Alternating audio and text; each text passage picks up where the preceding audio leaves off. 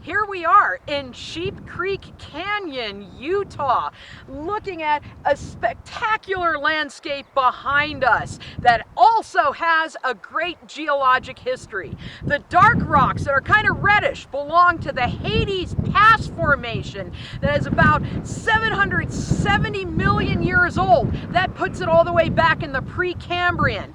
At that time, this part of Utah was actually being pulled apart, and there's what's called the Uinta Mountains.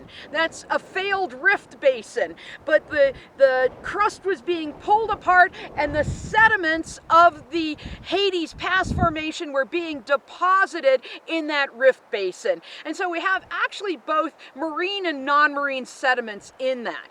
Now the other rocks you'll see behind me are lighter colored. They're kind of a yellowish gray color. Those belong to the Deseret limestone, and that's only 350 million years old. And that was deposited in a marine environment. If you walk around there, you can see fossils of things that used to live in the oceans.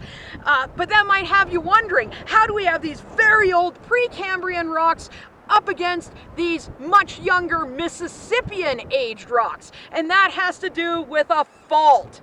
As the Uinta Mountains were being uplifted, this fault formed, and that faulted the much older rocks up against the Mississippian rocks. At the same time, it also tilted the rocks and folded them. And that's why it looks all messed up behind me, because during that uplift, we also had a lot of deformation. So a nice little bit of history here geologically, but also a great place if you just like spectacular views.